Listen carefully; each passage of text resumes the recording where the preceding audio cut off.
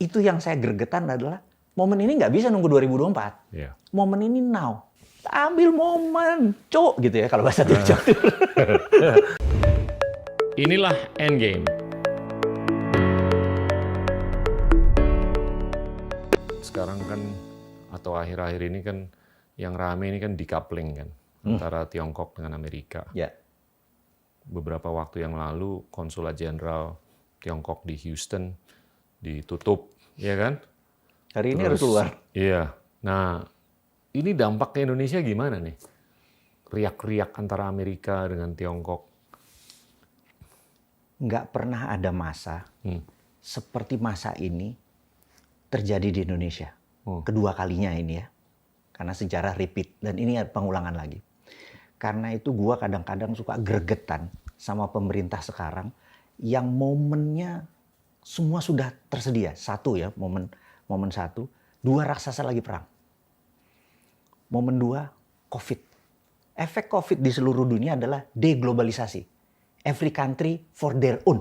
Ya. Mereka ngurusin sendiri. Betul. Jadi ekspor akan turun, impor akan turun, gitu ya. Terus Indonesia mendeklar bencana nasional. 3 status itu membuat label yang namanya state emergency atau negara dalam keadaan perang, sehingga by all means semua keputusan itu atas nama survival of the nation. Ya. Jadi kita boleh brutal nih, dalam tanda petik ya, boleh brutal. Nggak usah ngikutin IMF, nggak usah ngikutin obor, nggak usah ngikutin segala, kita boleh brutal. Untuk pemulihan ya?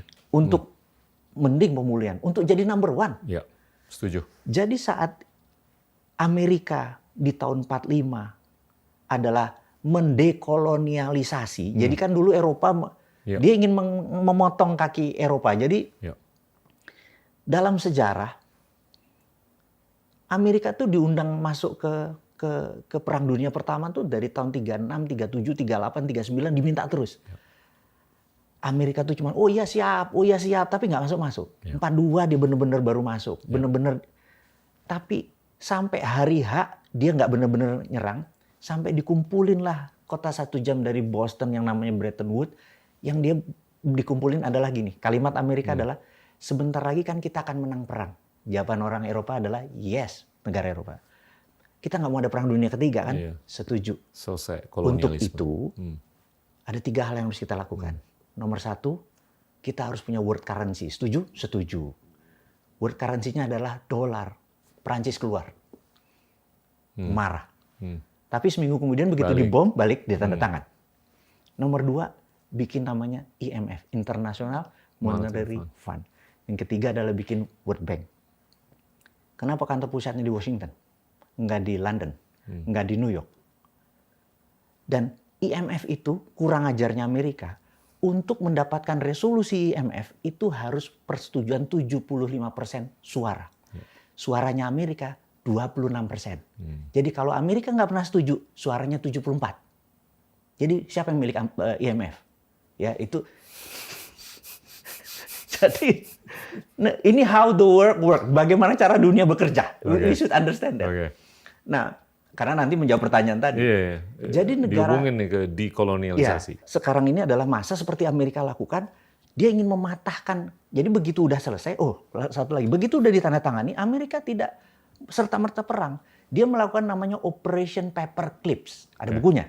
Operation Paperclips, mereka masuk adalah CIA Operation. Ngambil 1.100 ilmuwan Jerman keluar dari Jerman, termasuk Oppenheimer, yang untuk bom atom. Manhattan Project. And then baru dia bilang sikat. Rusia sikat, selesai. Jadi setelah itu dia kan yang dilakukan adalah gimana caranya Eropa tidak besar. Sehingga Amerika control the world. Jadi kan sekarang ini diatur oleh negara pemenang dunia kedua. Yang sekarang Amerika lagi di challenge nih. Sama China untuk who control the world sebenarnya gitu kan. Ini perang besar nih sebenarnya. Itu namanya perangkap Thucydides. Thucydides trap. Itu pelajaran pertama di akademi militer. Terus nah,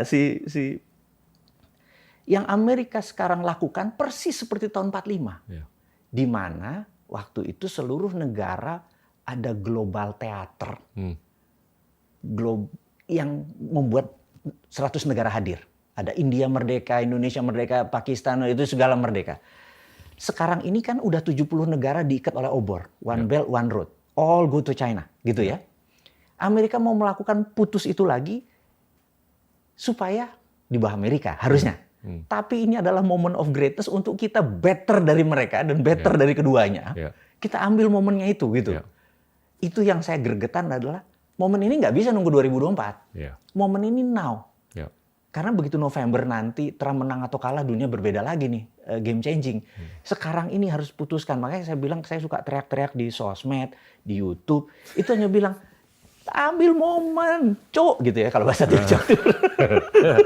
Tapi lu pernah ngomong nggak ke pemerintah mengenai ide ini? Menariknya, pemerintah sekarang ini mungkin kurang, dia namanya dalam bahasa intelijen namanya dikompartemenisasi. Jujur aja nih, gue ngomong terbuka di sini baru pertama kali nih ke publik. Jadi selected information masuk ke number one. Selected information. Hanya informasi yang mau harus ini baru jadi selected. Persis seperti zaman Pak Karno dulu, di hari-hari terakhir dia, dilindungi oleh beberapa, ya maaf waktu itu PKI ya, informasi itu nggak ke atas. Selected information. Jadi dia nggak real baca di atas itu. Nah, ini gue mau menganggap bahwa... Tapi dulu kan belum ada sosmed. Nah, karena itu kan kita lewat sosmed. Iya. Karena sosmed itu semestinya bisa dong ke dia langsung. Bisa. Jadi dulu perang tuh ada dua, bisa battleground, perang battleground, perang ini. Sekarang namanya battle space. Karena itu gua lewat udara. Gitu. Itu tujuannya lewat udara. Dan saat ini rasanya dia udah dapat the idea. Ya, cuman kan selalu pertanyaannya lah who, yang melakukan siapa. Nah, rasanya kapabilitas di sekeliling beliau ini yang sekarang kita question. Jadi saya ingat majalah Times punya judul tentang Indonesia. It's not the president yang bermasalah, but the presidency. Artinya orang di sekeliling presiden. That's majalah Times. Saya nanti guntingan itunya saya kasih. Jadi the presidency yang bermasalah, bukan the president.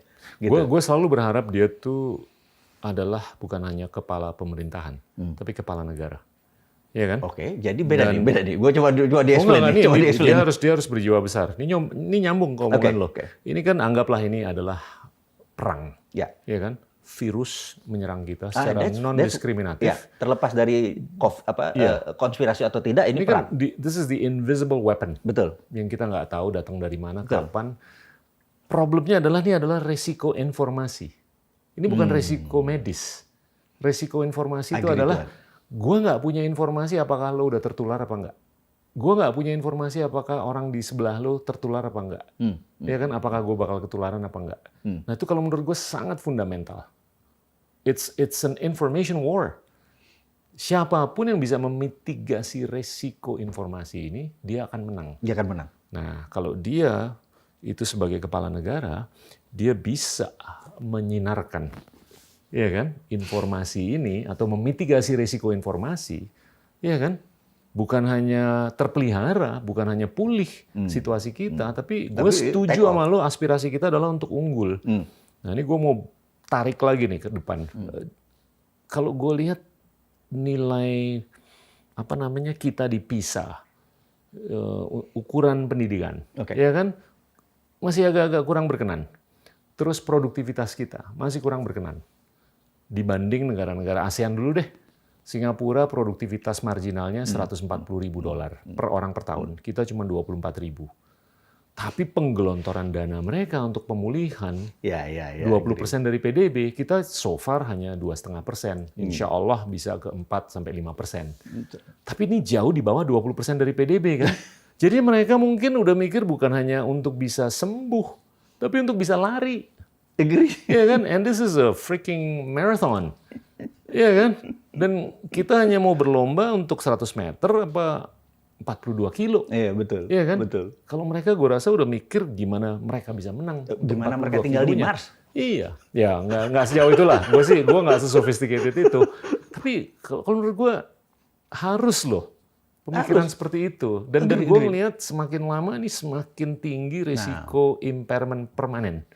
Maka itu beberapa, nggak dalam lah. Ini kan teman-teman pengusaha kita kan udah banyak yang sakit gigi. Dan mereka udah perlu ventilator. Ya, mudah-mudahan enggak lah. Tapi sekali lagi risiko informasi. Mereka tuh nggak punya informasi bahwasanya ada kepastian mereka akan dibantu. Saat ini.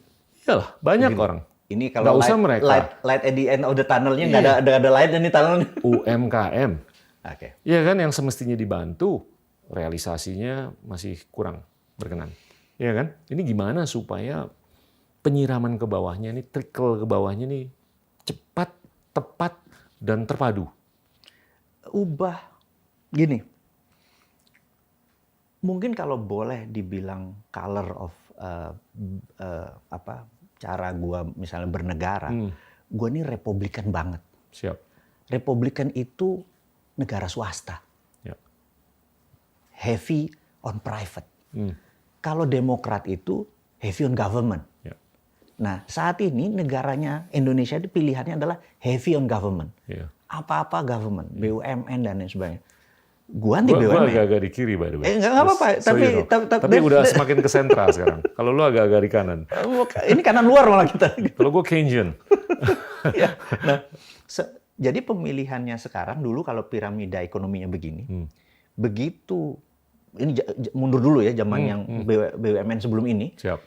itu kan dia sudah operator BUMN ini, dia regulator. Karena BUMN-nya di bawah kementerian. Ya. Sementara di tempat lain, Temasek itu juga BUMN, Kasanah BUMN, tapi tidak di bawah kementerian, tidak ada yang buka. Selamat pagi Bapak, satpam yang jaga, karena kementerian, dia regulator, dia operator. Terus sama yang dulu tuh mantan itu, sinergi antar BUMN, mati nggak lu? Top kartel sudah itu, udah regulator, operator, kartel. Okay. Terus tidak membuat Indonesia lebih kaya, hutang semua sekarang. Karena jadi bentuk piramida yang kayak gini mendadak menjadi lebih tajam dan ini BUMN. Terus ini di bawah gini, nah di bottom ini pakai BPJS. Okay. Ini lip semua, ini lipstick ini, it's not real kayak gini. Nah sekarang ini bentuk ekonominya begini. Jadi di bawah tuh melebar, bottom of piramidnya gini, terus atasnya tipis sekali. Dulu kan agak gemuk. Yeah. Ini belum sembuh.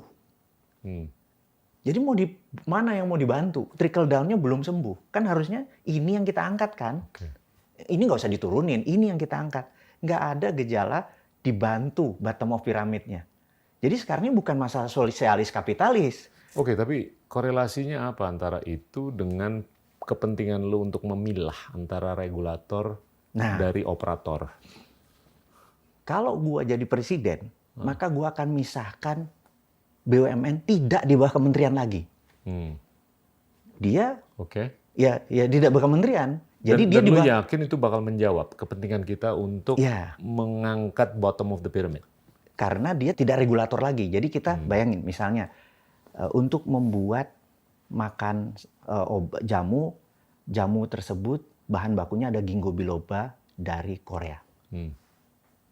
Terus Kimia Farma menjadi agennya ginkgo biloba. Rakyat ngelawannya pakai apa? Dia punya regulator, dia operator.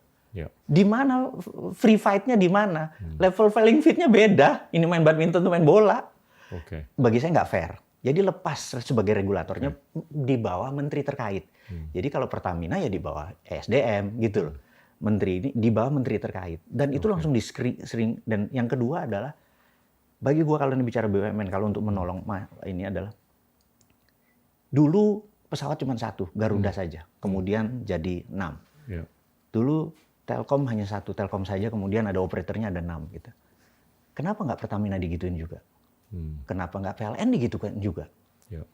Jadi kita boleh dari hulu hilir sampai distribusi. Swasta boleh masuk. Nggak harus apa-apa ke PLN dulu. Lakukan hal seperti itu. Kalau dia bukan regulator, ini mudah dikerjakannya. Gitu. Simple kok bernegara itu. Tapi sekali lagi, orang-orang politik mendadak kantongnya kering. Begitu jadi nggak mungkin dia nggak setuju ya. Harus dekret presiden dulu bubarin DPR untuk menjalankan ini supaya cepat. Kita doain yang terbaik untuk semuanya. Nah, ada lagi sekarang ini bagusnya. Karena Pak Jokowi itu dapat 80% suara. Jadi sebenarnya dia nggak usah udah manut semua. Itu yang saya bilang, dia udah dapat tongkat rakyat politik. Sangat di belakang dia. Rakyat di belakang dia sangat politik, suasana. Saya bilang, bos ambil momen sekarang bos to be number one gitu. Tapi tunggu dulu, gue mau cari jawaban dari lo nih mengenai gimana kita bisa meningkatkan produktivitas. Oke. Ya kan? Lu udah ngomong UKM nih. mengenai lu udah ngomong gimana mengenai bottom of the pyramid bisa naik. Oke. Ya kan? Lu udah ngomong mengenai pemilahan antara regulasi dengan operatorship. Tapi apakah itu otomatis menjawab kepentingan kita untuk meningkatkan produktivitas? Oke, good. Jadi Ya kan? gue ini pikir kalau gue ngomong doang, istilahnya nggak walk the talk nih. Iya. Kan orang yang direspek adalah dia melakukan apa yang dikatakan. Nah ini challenge buat gue nih. Gue provokator, gue ngomong, tapi gue nggak ngelakukan. Iya. Maka orang bilang, ah lu ngomong doang gitu ya. Ah, di 2018, gue buat yang namanya Santara. Ya. Santara adalah kalau kita mau nyari dana, maka ada dua rumusnya. Pergi ke bank, tapi punya mantra nih bank di Indonesia. Karena harus ada jaminan. Ya. Nggak boleh project base. Kita harus asset based loan. Pinjamnya berarti aset. Dulu boleh project based loan. Gitu. Ditebas sama IMF. Asset based loan, jadi harus ada jaminan. Nah begitu jaminan taruh 1 miliar, keluarnya cuma 700. Paling top 800 gitu ya. Ya. Yang kedua adalah IPO. IPO ini kapitalnya harus berapa? 50 miliar minimum? Ya. Ya kalau UKM cuma omsetnya 500 juta sebulan atau Selesai. cuma enggak. Terus kemana nih nyari? Dia punya 3 ayam geprek, pengen buka cabang 1 produk 500 juta. Tempatnya semuanya nyewa. Bisa nggak? Jadi by system UKM tidak bisa survive. Oke. Sementara UKM kita ada puluhan juta gitu ya. Nah, kenapa nggak buat UKM IPO untuk UKM? Ya. That's the idea. Keren. Gue buat 27 Juli 2018. Baru 2 tahun nih umurnya. Ya. Nyari 3 miliar itu 2 hari. Nyari 1 miliar itu Dan ini dari seluruh Indonesia. dari seluruh Indonesia. Wow. Nah, make story short, itu Juli. Bulan Oktober tanggal 3 disemprit kita sama OJK. Prit! Kartu merah. Wih, kita nggak main bola bos, kita main baseball. Kartu merah nggak ada di baseball. Nggak boleh. Karena Anda melanggar undang-undang bursa. Saya bilang undang-undang bursa yang mana? Pasal sekian tahun 95. Bos, presiden udah ganti 5 kali bos. Gantilah itu. Ya, makanya Pak ini harus rapat DPR kan selalu begitu kan undang-undang perpula apa ini harus dirubah. Gila Anda bernegara susah banget ya saya bilang gitu. Ini Anda melanggar sesuatu ini. Gini deh, di mana-mana negara maju kalau ada sebuah peraturan sebuah permainan baru, buat aja regulatory sandbox. Selama gua nggak pidana, gua nggak ngerampok, lu ikutin. Gua nggak bisa. Di Indonesia harus ada aturan dulu. Bos, agama gue Islam ya, saya bilang gitu. Seluruh hal di dunia ini halal kecuali yang Allah haramkan. Lu semua OJK harus halal. Yang semuanya haram kecuali yang OJK halalkan. Gue bilang lu lebih sakti dari agama gue. Oh jangan gitu dong bos gitu. Ini bahasa Jawa Timurnya lu kendel banget nih orang nih gitu ya. Terus kita melakukan nego. Terus waduh ini lama bener nih. Kita mau nolong nih. Nunggu peraturan bisa FGD fokus grup diskusi. Gak kelar-kelar nih saya bilang. Wah ini kebiasaan nih. Teknokrat nih saya pikir nih. Nggak ngelihat snap judgment tuh nggak ada. Artinya Lebih karena mereka nggak paham atau mungkin ada yang lain alasannya? Mungkin. Tapi itu menurut saya anggap adalah mereka memang kayak ini apa lagi nanti gue bermasalah nanti gitu ya.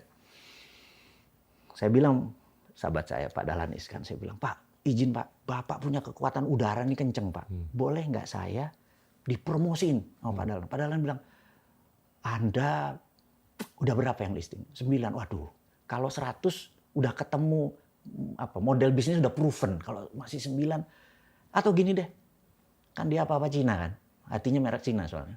Jadi ini sahabat saya. Livernya tuh ya hatinya. Jadi coba kamu sana. Oke Pak. Jadi di Cina itu ada Shanghai Stock Exchange. Yeah. Tapi ada juga namanya Shenzhen Stock Exchange itu kayak kamu UKM yang kamu sana pelajari. Nah, kita belajar ke sana Oh, gini.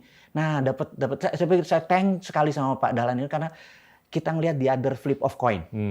Oke. Untung diingetin, belajar lama pulang mulai kita approach.